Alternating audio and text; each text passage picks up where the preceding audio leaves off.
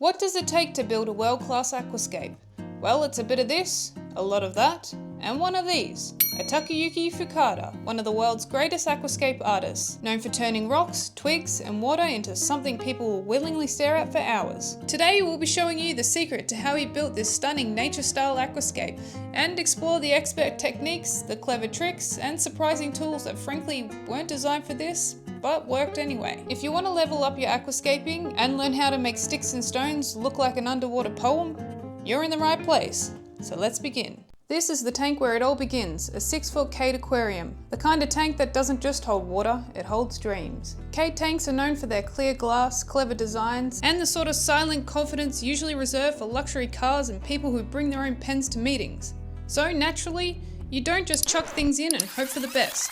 Fukada-san builds the entire layout outside the tank first, between 2 strips of tape marking its exact dimensions, like a crime scene for sticks and rocks. Now, we have a huge amount of driftwood and rock to choose from, and Fukada-san begins by choosing his driftwood.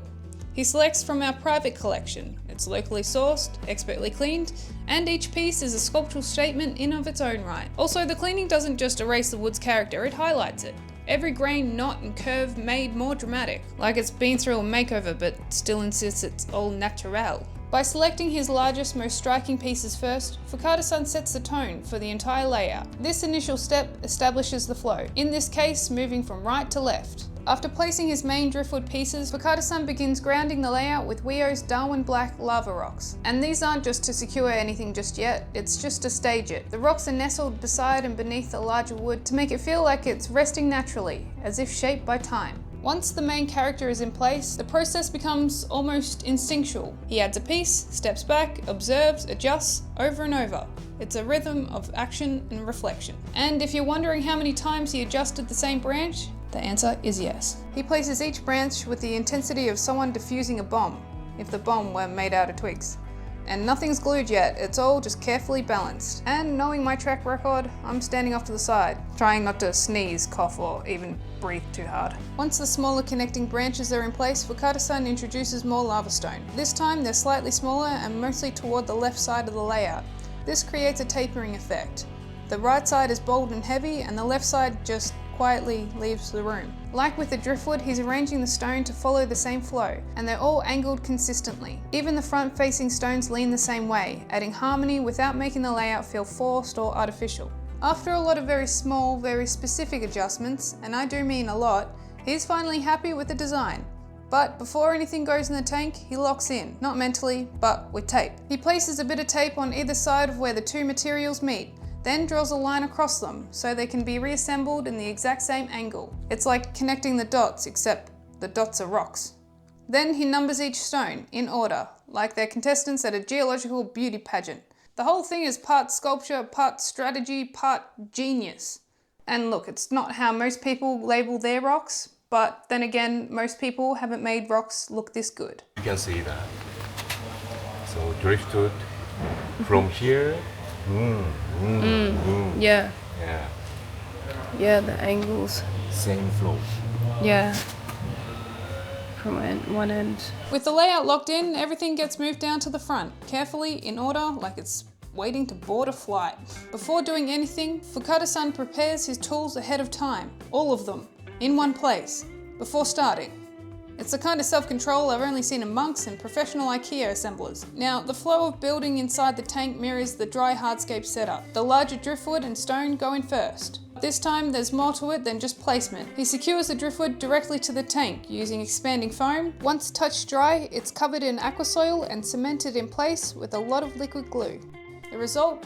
Rock-solid hardscape, literally. And with the rocks closer to the edges, he cushions the wall with a sponge, partly to protect from scratches, partly to act as a barrier. Since the aquasoil will be heaped towards the back for height, the sponges stop it from tumbling forward when he adds it in. And in a move that defies all logic, science, and possibly health regulations, Fukada-san pulls out a container full of used cigarette butts. Not to throw away, but to use, as glue. Apparently, it's an old Indonesian trick.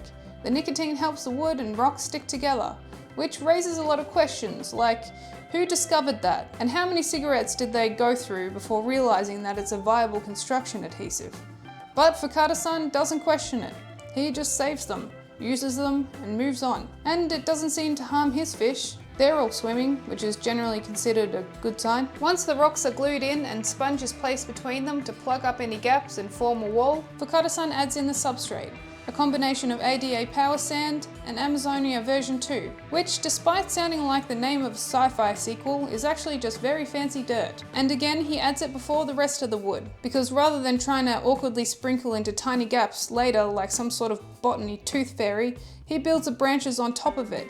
It's practical, it's logical, it's the kind of decision that separates amateurs from the people who think about aquariums while brushing their teeth. Once the soil's in, he adds the final pieces of top driftwood, then lays down ADA La Plata sand at the front. And then, my favourite part. He pulls out what appears to be a repurposed honey container, the kind you'd usually find in a cupboard next to the tea, only this one had the bottom cut off. He uses it to scoop and pour the sand with laser-like precision, holding it by the nozzle for control, and when he gets into a tight spot, he flips it around and uses the nozzle itself. Brilliant. This is the kind of DIY solution that makes you question why you ever use things for its intended purpose. It's a professional setup powered by recycling, ingenuity, and the quiet belief that anything can become a precision tool if you just cut the bottom off of it. Next, Fukada-san adds the smaller lava rock feature stones. The idea here is to create a sort of gradient, a soft visual transition between the large rocks and the fine sand, so it doesn't look like the aquarium has a hard border between epic mountain and beach day. But here's what stood out for me. He doesn't just scatter the little rocks around like decorative sprinkles. No, he places them deliberately, tightly, and closer to the larger stones, like they're part of the same rock family and just haven't moved out yet. And once again, they're all pointed in the same direction. Every face, every angle flowing together. Once every rock has been rotated, inspected, and spiritually aligned, we move on to the planting. Planting, it turns out, is less of a task and more of a journey. Fukada-san doesn't just grab all the plants at once like someone raiding an all-you-can-eat buffet. No, he starts with just one, then plants it, looks at it, then lets the one piece of green spark the idea for the next. This tank, very big size, just like this, but more small tank, almost this one. First comes Monte Carlo, a tiny carpeting plant he places gently in the gaps where the sand meets the stone. Then comes hairgrass and liliopsis, planted slightly further back, right where the stones meet the soil. Nestling amongst the driftwood, Fukada-san plants some small Amazon sword and glues some Java fern to the wood, carefully aligning each one as if they're posing for a group photo. My most favorite plant is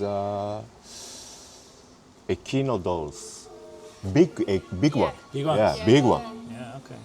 Not small. Naturally, Fukada-san added in some large Amazon swords to the back. And this part really got me. He puts moss on the top sides of the branches, because that's how moss grows in nature, facing towards the sun. I used to use my moss to hide my messy glue jobs. Now I know I've just been lying to myself. And the moss. Putting the moss only on top. Like this. Yeah, no good. Yeah. Then it's time for the tall stuff at the back. Vesuvius, A. crispus red, Pogostemon, and thin Velisneria, all planted with clinical precision. For a splash of colour, he adds in red milfoil and Rotala colorata. Now, I've always believed you should separate your plants into smaller bunches when planting, but apparently Fukada-san doesn't subscribe to that notion. The Rotala went in like a pre-packaged bouquet, and you know what? It looked great. However, he did separate all the other plants, so I'm not sure if that means something. Then came Ambulia, probably to fill in the back, but that's just speculation. If I'm right, then I too am a planting master. Now here is something that completely broke my brain. All the background plants, perfectly straight. Neat little rows, folded gently over the driftwood like freshly ironed shirts waiting for water. Fukada-san never sprayed any of the sand or soil down before planting. It's only as he adds the plants did he give them some water. I always believed it's best to water the soil first, thinking it'll hold the plants in better. But the way Fukada did it made planting much easier. The plants just didn't come up every time you pulled your tweezers out from the soil. And another final trick? After planting the Monte Carlo into the sand, he sprinkles more sand on top to weigh it down, so it wouldn't just float when the water's added, which is clever and effective. Ludwigia natans and Rotala green with the last stem plants to go in to fill in a space to the left. And then just like that, the scape was finished. So now we filled it with water. Here's a time lapse, because everyone loves a time lapse. Now this was on a Friday. A normal person might have looked at the finished aquascape and wanted to take a well-earned weekend off to pick the glue off their fingers. But not Fukada-san. When asked what to do with his 2 days off, he said he'd rather come back on the Sunday and start building the next one. What he's created here is a stunning nature-style aquarium. It's a carefully controlled simulation of the wild, built entirely indoors, using tools like glue, tweezers, and at one point, a modified honey bottle. We lit it with 4 mounted Illumagic X4 Aquascaper lights, because if you're gonna imitate the sunlight, you may as well do it dramatically. These lights have a specialized plant growth spectrum, including UV, and come with an awesome, easy to use app. Because it's a Fukada-san scape, the least we could do is use the best quality lights. The tenants turned the water the color of weak tea, so we did big water changes until it looked like the sort of thing you'd bottle and sell for $6.99 a litre. It looks stunning. Thank you to Fukada-san for creating something so special. It reminds us that just like people, nature can have structure, be beautiful, balanced, and sometimes held together by the most unexpected of things. Thanks for watching.